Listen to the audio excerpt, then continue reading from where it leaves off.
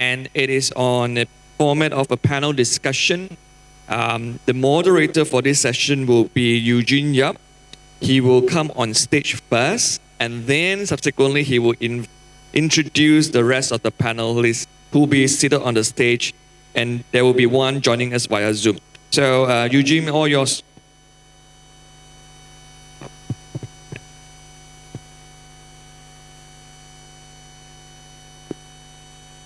Okay, once again, good morning to all of you. I trust that all of you are well.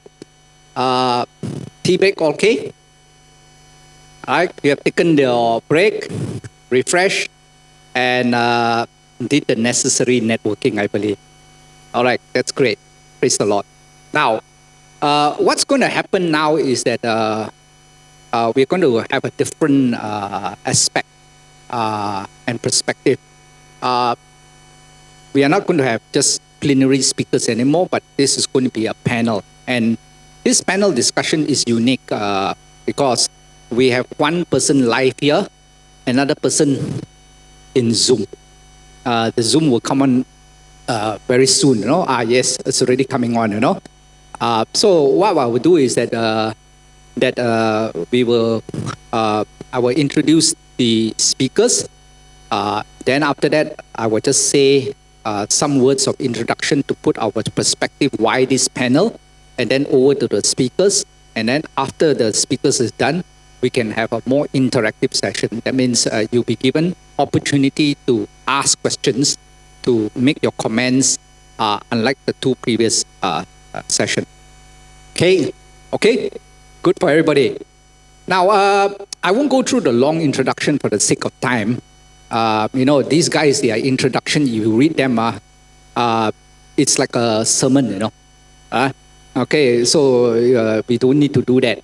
So very briefly, firstly, the in-person here is we have Professor Paul Marshall. Now, Professor Paul Marshall is a colleague with me in the institute that I serve together with him in the US. And the unique thing about Paul is this. Paul is both a scholar, a religious freedom scholar, and also a human rights academic. In fact, many years ago when I was in Bible school, I picked up his book and started reading his book, you know, on martyrdom and all that kind of thing, you know, with Nina Shea and all these people. And I said, wow, this is a good perspective on the theology of persecution. Never did I imagine that 10 years later we were colleagues and we became friends and colleagues in the institute. So Professor Paul Marshall, he's with the Hudson Institute, still is. He's more like a research professor, but he's been writing about religious issues, human rights for many years. His first involvement here in Malaysia is via the WEA, the World Evangelical Alliance, collaborating at that time with NECF, the NECF. And at that time, the NECF Secretary General was Pastor Daniel Ho. This was way back in the 90s, even before my time. So we are very privileged to have Professor Paul Marshall. Then on the screen, yes, again, I won't go through the long introduction. We have Darius, who is with us, Brother Darius, who is with us. He's not here because he is not Malaysian, he's in Singapore.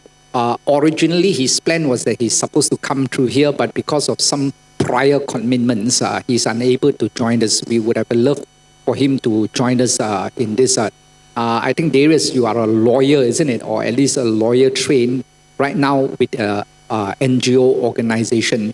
And one of the things that I found out about Darius is this.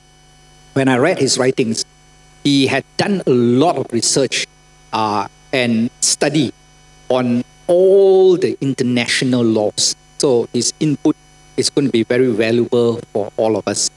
Now, originally we are supposed to have a third speaker, but unfortunately the third speaker is not able to make it because of due to some urgent and emergency commitments.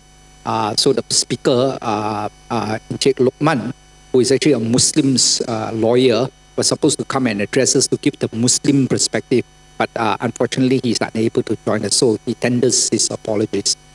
Now with that, I just want to say a word or two moving forward, why this panel? Why this panel?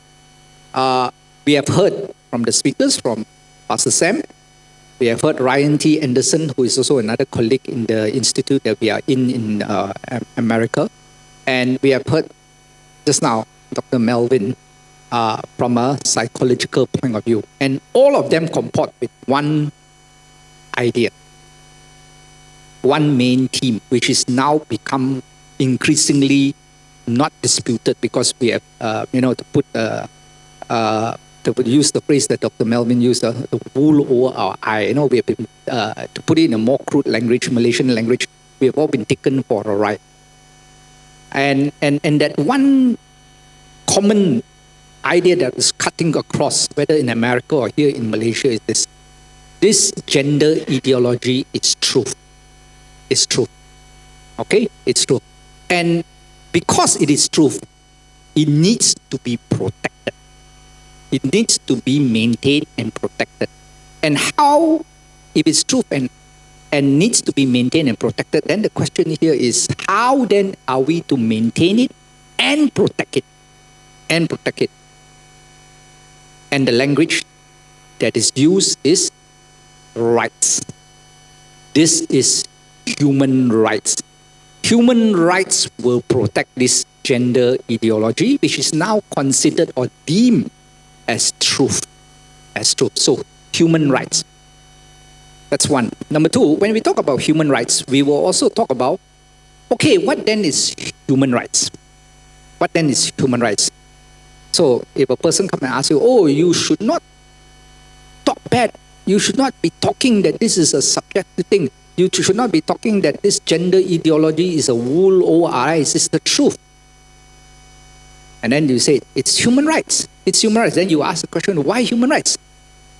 The activists will tell you, it is human rights because international law, international conventions tell us this.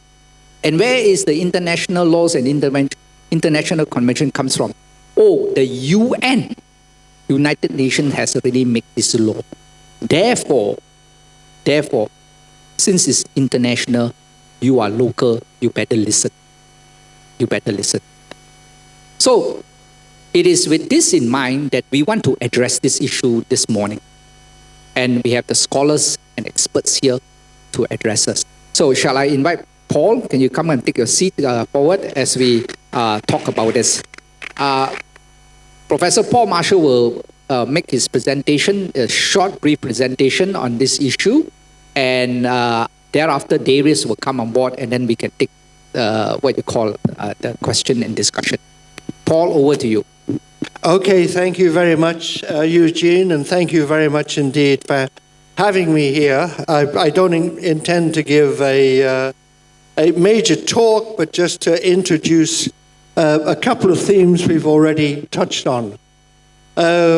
What's our current problem? We've already touched on this. At root, what we're talking about as woke is the claim that human self-definition is at the core of life. To that I want to add, it's also at the core of attempted modern definitions of human rights. So you'll find that in the international sphere, and this is something Eugene and I have both met personally, a pressure that if you're going to operate in the international human rights setting, you have to believe and affirm the woke agenda. So we've had, in discussing with various foundations on funding, they've complained that we've taken on the issue of religious freedom, he says, well, you're taking a religious freedom approach to religious freedom. Which we said, well, yeah, we are. That makes sense. I said, we need a human rights approach. What does this mean? Religious freedom is a human right.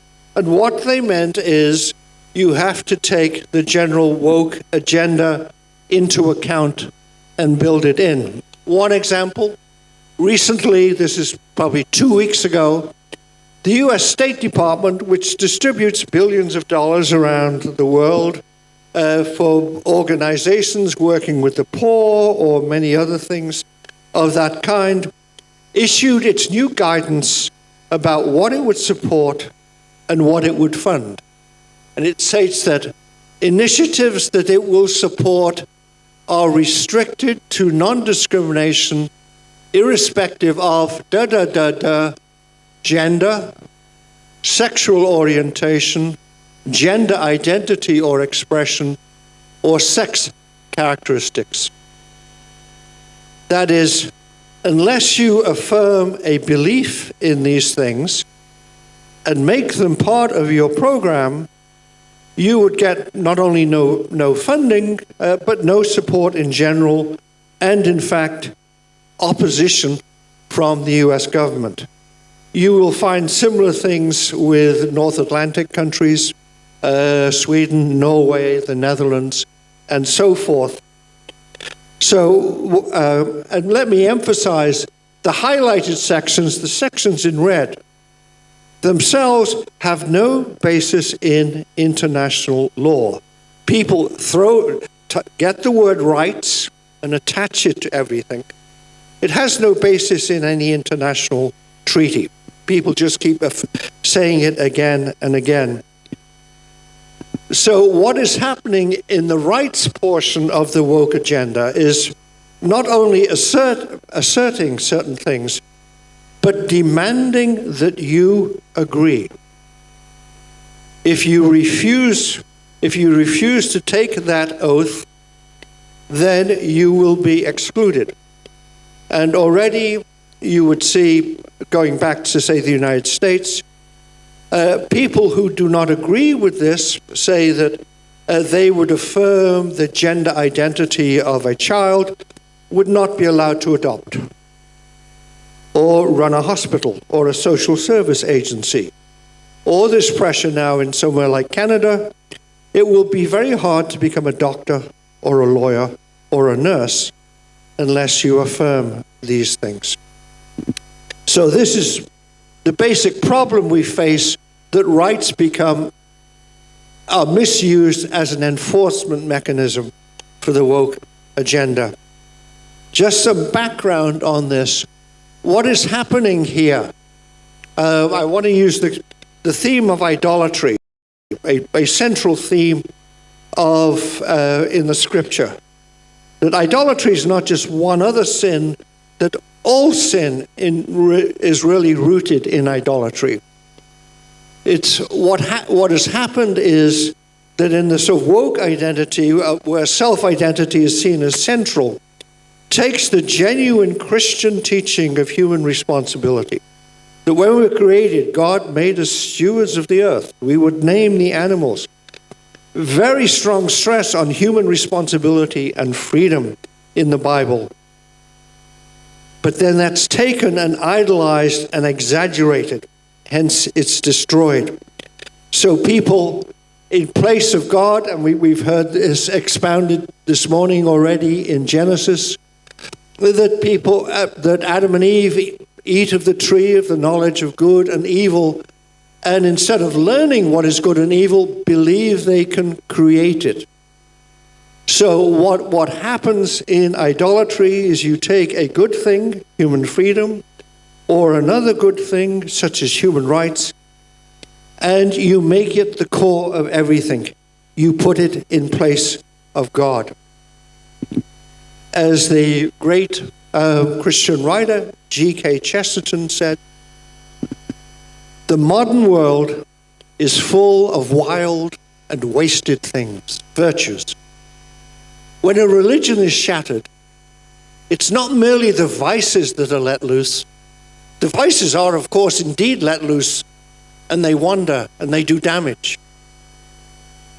But the virtues are let loose also. And the virtues wander far more wildly. And the virtues do even more terrible damage. The modern world is full of the old Christian virtues gone mad. The virtues have gone mad because they have been isolated from each other and are wandering alone. Thus, some scientists care for truth, and their truth is pitiless. Thus, some humanitarians only care for pity, and their pity, I am sorry to say, is often untruthful.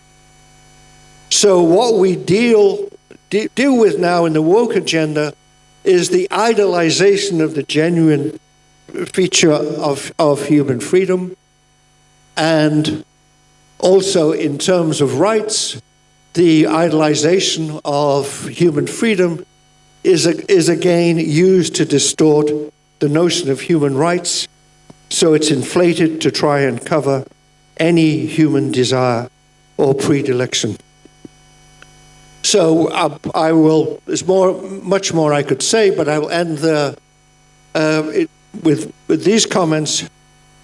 It's important to emphasize human freedom, but to realize that when that is separated from everything else and isolated, it becomes an idol and leads to what we call a woke agenda.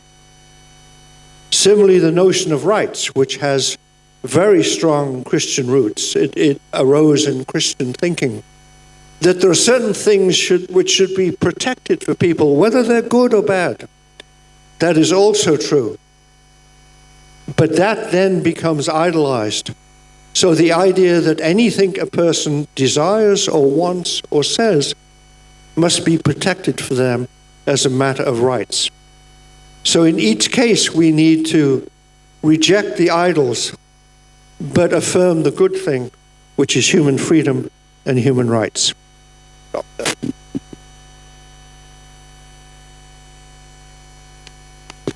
Okay, thank you, Professor Paul.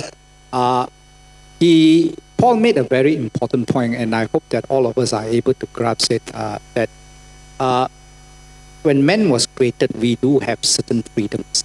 We have freedoms, and I think Pastor Paul, Sam highlighted this to us.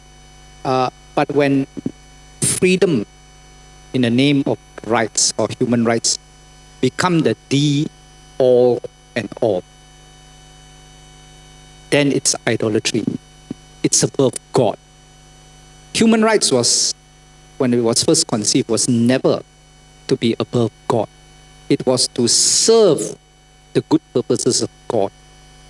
However, what we see in like the first two sessions, beginning from Sam towards Ryan and then to Melvin, we have now seen that these are above God. So that's what human rights have become, and this is the challenges and this is the contestation that will be taking place in the future ahead. So thank you very much, Professor Paul Marshall, for your insights here. We can talk a little bit about this more in our discussion. Now, without further ado, over to you, Darius. Hi. So now it's afternoon. Good afternoon, everyone. And my apologies for not being there with you in person. I'm going to talk to you about the topic of human rights, and my specific topic is actually about the status of sexual orientation and gender identity in human rights law.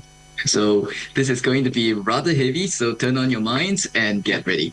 So what I'm going to do at the end of today would be to give you some practical handles if you encounter any of these challenges when it comes to claims that these are fundamental human rights protected by international human rights law and so on and so forth. All right, so let's start with some basics.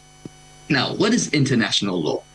This, I think, is a kind of general definition which says that international law is a set of rules which governs how states should relate to each other and how they should treat certain individuals or groups, and they address questions as well about how individuals or groups should or should not behave.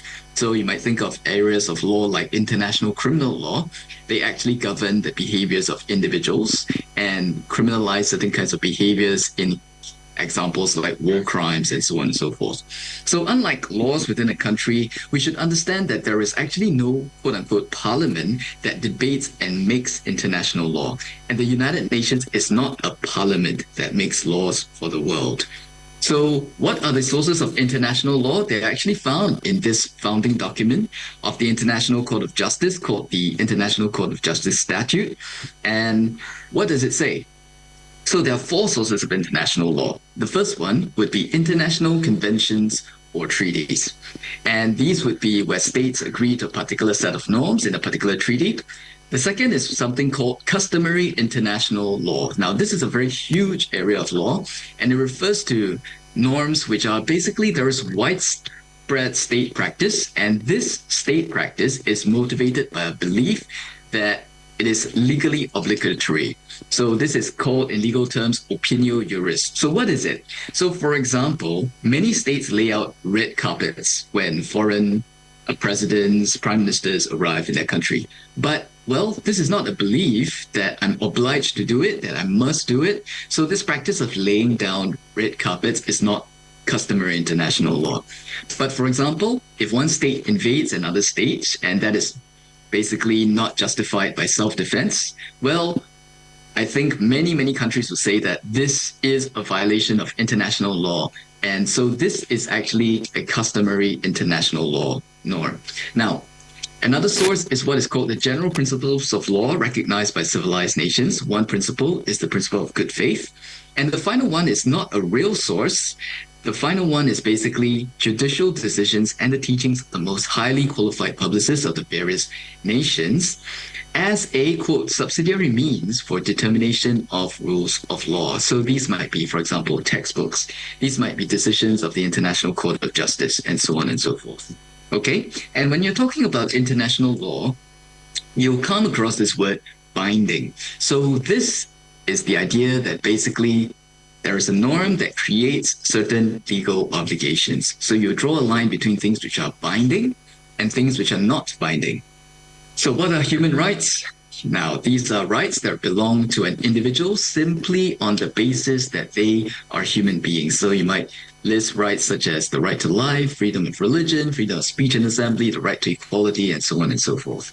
So some key human rights documents. This is the 1948 Universal Declaration of Human Rights. I'm sure all of us have heard about this. This is actually a declaration, and it's actually non-binding. Now, there are two other instruments that I'll refer to, particularly the second one right there, the International Covenant on Civil and Political Rights and the International Covenant on Economic, Social, and Cultural Rights. So these documents are binding if a state signs them. If it does not sign them, then they are not binding on that particular state. And so human rights can be protected at various levels. So they can be protected on a domestic level, such as within your country. Like, for example, if there's a violation of certain rights in your constitution, you can challenge the government in court. Or at the international level, like the United Nations and committees, which are established under human rights treaties. So let's look at this key topic right here. Now, what about the Universal Declaration of Human Rights? Now, this is a non-binding instrument, but it remains pivotal. Why? Because for the first time, there was a recognition that certain fundamental human rights should be universally protected, and so you would find that this remains an important reference point for human rights treaties. This was drafted by various representatives from different legal, political, and cultural and religious backgrounds, but it did not try to explain the deeper philosophical moral questions. Why do human beings have human rights? So instead, you would find that they simply talk about, quote-unquote, human dignity. So Article 1 talks about all human beings are born free and equal in dignity and rights. So this was a quote from one professor. He said that dignity was included in that part of any discussion or text where the absence of a theory of human rights would have been embarrassing. Its utility was to enable those participating in the debate to insert their own theory. Everyone could agree that human dignity was central, but not why or how. This is not to imply that dignity has no content at all. Unlike in linguistics, where a placeholder carries no semantic information, dignity carried an enormous amount of content, but different content for different people. And I think this is the root of many of the issues that we are looking at today, because you have this vague reference to human dignity, but no one kind of agrees about why human beings have dignity at all. And so comes the big question that I'll emphasize again and again today. If we cannot agree on what human beings are, how can we agree on what human rights are? Or flip it around, how can we agree on what human rights are if we cannot agree on what a human being is? So if you think about the topic of sexual orientation and gender identity, they reflect a very different view from what we might classically recognize as sex as well as marriage. So the classical view talks about identity as based in biological sex. You are male or you're female. And that this biological sex is important to your marriage relationship, and therefore marriage is between a man and a woman. But on the other hand, if you think about the idea of gender identity, it tells you that actually biological sex is irrelevant to one's gender identity. It doesn't define who you are in terms of your identity. And in terms of sexual orientation, it tells you that, well, actually, biological sex is not essential to relationships like marriage. And therefore, you have things like same-sex marriage. So in terms of sexual orientation and gender identity, you would find that there is no international consensus on this as a protected status, and you would find that many Western countries support the inclusion of things like sexual orientation and gender identity, but countries in Africa and Asia, particularly Muslim majority nations, including Malaysia, strongly oppose such moves. So, as a result, international human rights treaties don't explicitly mention these. So, how is it that today we have heard again and again all these comments coming from people saying that, well, this is a protected human right? It comes basically from this. So, international bodies. Committees have been established under human rights treaties, and so these treaties establish committees to monitor the implementation of human rights. So you might have heard of the Human Rights Committee. This is established under the International Covenant on Civil and Political Rights. I'll call it the ICCPR. So under the ICCPR, state parties can sign an additional protocol that allows the committee to receive quote-unquote communications from individuals who claim to be victims of violations, and the committee will issue its views on the matter. So what are the powers of such a committee? Well, they can consider communications, or they can basically issue what are general comments, and these set out their interpretations or approaches towards the treaties that they monitor. So look at two examples of how such committees have inserted sexual orientation into the treaties. The first is the Human Rights Committee under the ICCPR. The second is the Committee on the Rights of the Child. So let's look at the ICCPR itself, right? So this is the language in Article 2 of the ICCPR. And it talks about protecting the rights of all individuals without distinction of any kind, such as, and it lists down a list of personal characteristics: race, color, sex, language, religion, political or other opinion, national or social origin, property, birth, or other status. Now, do you find the word sexual orientation in there or gender identity? No, right? Same goes for Article 26, right? And you find similar language right there. Again, no mention of sexual orientation, no mention of gender identity, at least explicitly. Arguably, you might say that, well, perhaps sexual orientation and gender identity could be fit within this concept of other status. So let's look at how this has been interpreted. So in this 1994 case of Tunen versus Australia, there was a particular activist for the promotion of the rights of homosexuals in Tasmania who actually challenged the law, which criminalized various forms of sexual contacts between men. And this included sexual contacts between consenting adult homosexual men in private. Now, the country of Australia did not seriously oppose the challenge because various other states within Australia had already repealed similar laws. But instead, Australia actually sought the committee's guidance as to whether sexual orientation might be considered an other status under the purpose of Article 26. What did the committee say? This is a quote from the views of the committee, and it said this: the state party has sought the committee's guidance as to whether sexual orientation may be considered an other status for the purposes of Article 26. The same issue could arise under Article 2, Paragraph 1 of the Covenant. The committee confines itself to noting, however, that in its view, the reference to sex in Articles 2, Paragraph 1 and 26 is to be taken as including sexual orientation. So if you look at how it interpreted the treaty, it said that sex includes sexual orientation. Now, let's look at another example. Article 8 of the Committee on the Rights of the Child, it says this: that states parties undertake to respect the right of the child to preserve his or her identity, including nationality, name, and family relations as recognized by law without unlawful interference. How did the Committee on the Rights of the Child interpret the concept of a child's identity? So let's look at this. General comment number 14, it basically set out its comments on the topic of the child's best interests. And so it said this: Children are not a homogeneous group, and therefore diversity must be taken into account when assessing their best interests. The identity of the child includes characteristics such as sex, sexual orientation, national origin, religion and beliefs, cultural identity, personality. And then it goes on to quote Article 8 of the Convention on the Rights of the Child. Now, so let's think about this. Is there anything wrong with the way that these respective committees have interpreted the treaties?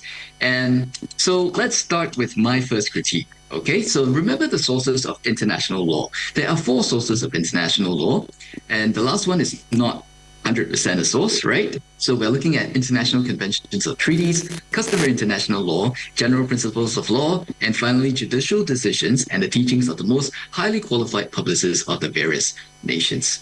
So let's think about this. Are these interpretations given by the committees falling within any of these categories of sources of law? Are they treaties? No. Is it customary international law? No. Is it general principles of law? No. Maybe some people might say that these are judicial decisions and the teachings of the most highly qualified publicists of various nations, right? Perhaps you could hear arguments like this, but this is not the view of the European Court of Justice. So it said this: the Human Rights Committee is not a judicial institution and whose findings have no binding force in law. And then it just noted that, well, it said that sex is to be taken as including sexual orientation. And so the European Court of Justice added this other point. It said that the committee was wrong in its interpretation. It said this: such an observation does not in any event appear to reflect the interpretation so far generally accepted of the concept of discrimination based on sex, which appears in various international instruments concerning the protection of fundamental rights. Okay, now, let's look at the Committee of the Rights of the Child then. Let's look at the actual text of Article 8.1 of the Convention of the Rights of the Child, and let's look at the interpretation given by the committee. If you look at that, the actual text talks about identity to include nationality, name, and family relations. But if you look at the interpretation of the Committee on the Rights of the Child, it didn't mention nationality, name, and family relations. Instead, it referred to its own list of characteristics, and included in there was sexual orientation.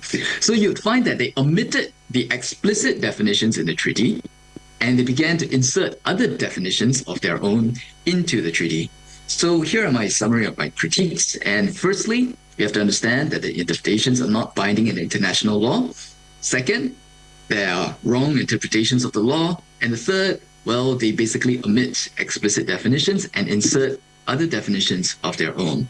So here are some key lessons and practical handles. Number 1, let me summarize that there is no parliament that debates and makes international law. Instead, there are 4 sources of international law contained in the Statute of the International Court of Justice. Next, human rights refer to rights that belong to an individual group of individuals simply on the basis that they are human beings. And if we cannot agree on what a human being is, we cannot agree on what human rights are. And we need to know that topics of sexual orientation and gender identity are highly controversial in international human rights law, and there's no international consensus on this as a protected status. And finally, you find that committees established to monitor and implement human rights obligations have attempted to insert sexual orientation when interpreting treaties. So what you find is that these are non-binding, reflect wrong interpretations of the law, and they ignore the explicit definitions and they insert their own definitions. So here are some practical handles in case any of you have to engage in any conversation on such topics with anyone. So you need to ask the question, what is the basis? What is the basis of this international human right or obligation? Is it based on treaty, customary international law, any other source recognized under the statute of this International Court of Justice? Now, if the source is some international body like the United Nations, the Committee on the Human Rights Treaty, or some other organization, then you need to ask the question, is this interpretation binding? And is this interpretation correct? Is it supported by the text and context of the treaty? And finally, on a philosophical level, we need to ask this question. What does it mean to be human according to this interpretation being offered to you? And does this interpretation reflect a sound understanding of human nature? Now, with that, I close and I'll be happy to take any of your questions. Thank you.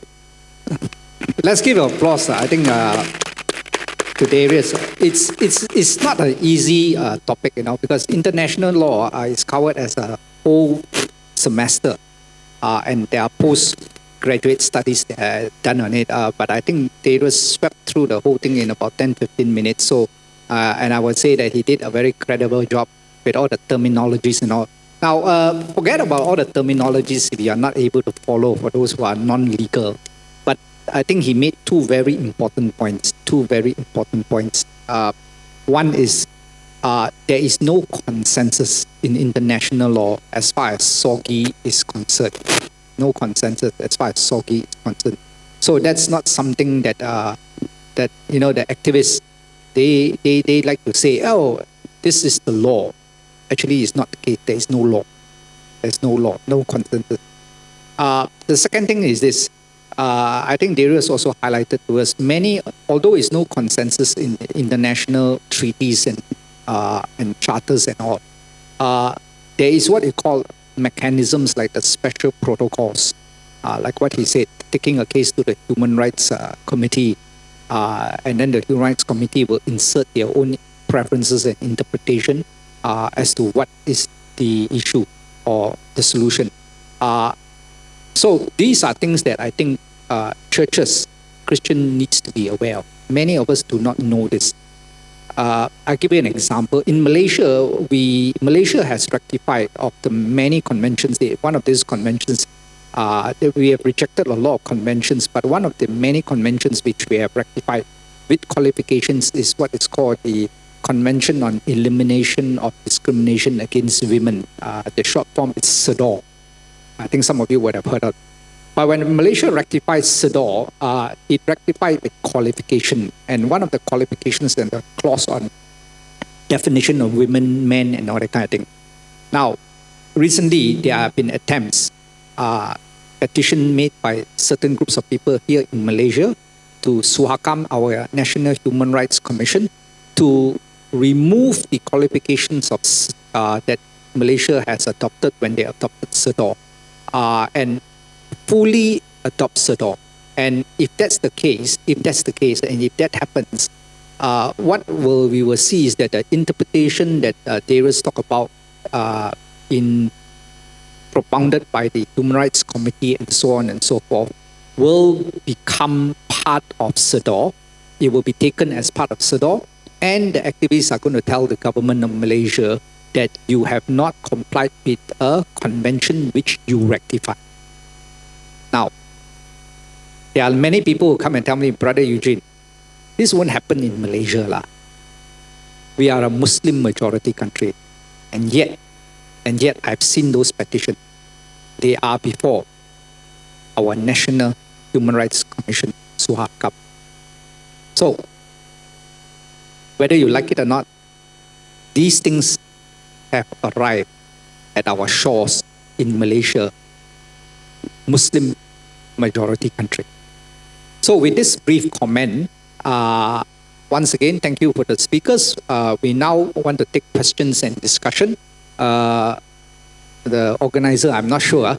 Mr. MC, what time do we have until 12:40? 12:30. Oh, so we don't have much time, but maybe we can allow a few more minutes. Any questions, anything? Please state your name and for the record, and state your question briefly or comments briefly.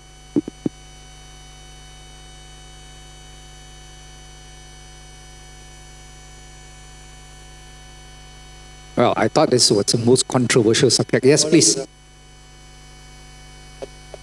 Yes, at the back.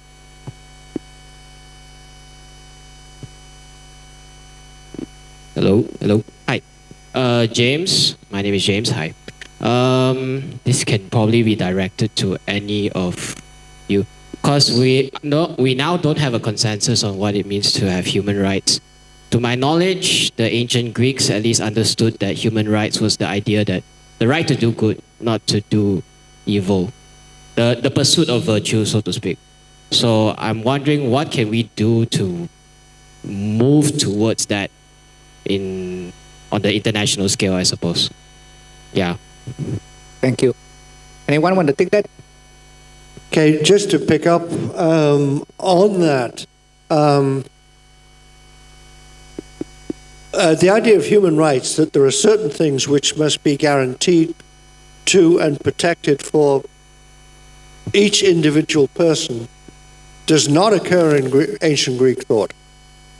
It first appears in Christian discussions in the 11th and 12th century.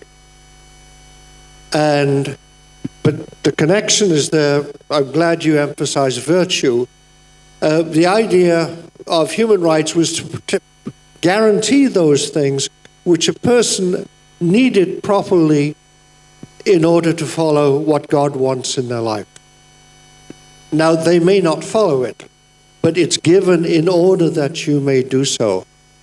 So I think another way of putting it in Christian terms is it's very important to re-establish the connection between rights and duty. If you keep adding rights and rights without duties and duties, then the whole system collapses. Okay. Darius like to take the point on what can we do with respect to international laws scene. Sure.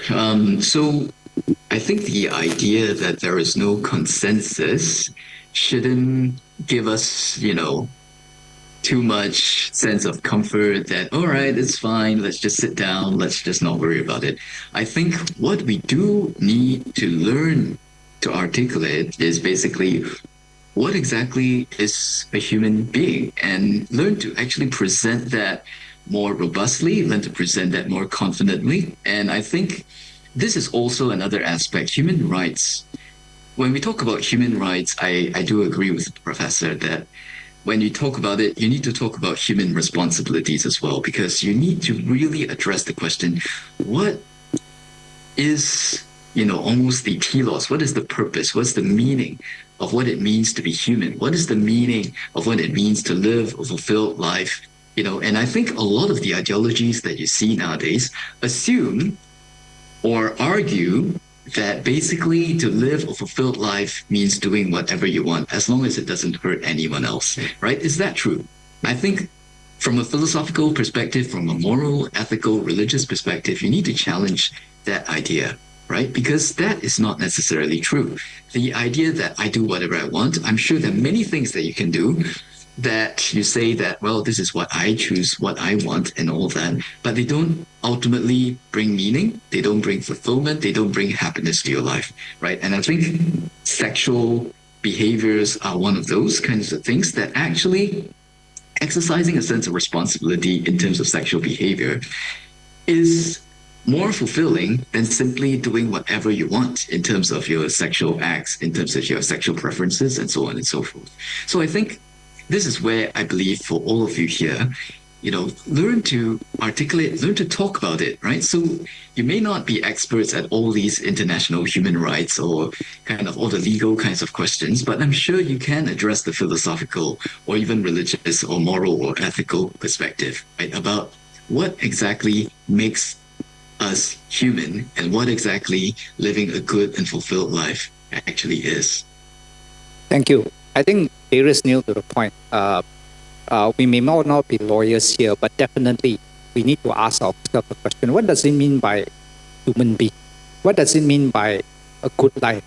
And in this respect, our scripture, the Bible, even in Genesis chapter 1 and 2 itself, has the answers to it. And of course, when Jesus Christ died on the cross, the message of redemption is the other answer to sin. So, and in the days to come, the eschatological fulfillment, right, restoration is the answer. So this is some things that we can think about, and we need to seriously grapple about. The point here is let's not think that this won't happen to us, Malaysia, Muslim majority country. Could I just add something? There's an interesting phenomenon in the West, in that people, while claiming to still be atheists, are saying culturally they're now Christian. Samuel mentioned, I've forgotten his name, the Oxford biologist, Dawkins. For a time, the world's most famous atheist. He says he's a sort of cultural Christian, and not just because he likes cathedrals because they look nice, but really you can't make sense of culture without that. The historian Tom Holland has argued this. Other quite prominent intellectuals are now saying, well, some have actually said, I'm now a Christian believer. But more common so far is people saying, well, I can't actually believe as a Christian, but I don't think life as an atheist or this sort of cosmos or materialism simply makes any sense of what human experience is. So I'm a sort of cultural or philosophical Christian. And that's a growing phenomenon, and I think this touches on that phenomenon of what a human being is, that people, no matter what ideology is floating around, people still have some innate sense of what it means to be a human being, and that's pushing itself back through, I hope and pray. Thank you. I actually wanted to have one more question, but the timekeeper has so vividly put up and said that the time is up and we do need to get on the kind of thing. But no worries, because there are opportunities for you to ask your questions at the workshop, which you will be more at liberty to do so. So once again, thank you very much to all our speakers, the short time that they have, and I think they did a wonderful and marvelous job. So can we give them a hand of applause? Thank you. With that, over back to MC Dr. Victor. Well, thank you so much for our moderator, Eugene Yapp, for moderating this session. Thank you, our panelists, Professor Paul Marshall, as well as Darius Lee, for a wonderful presentation on the issue of human rights, legal framework, international laws, and so forth.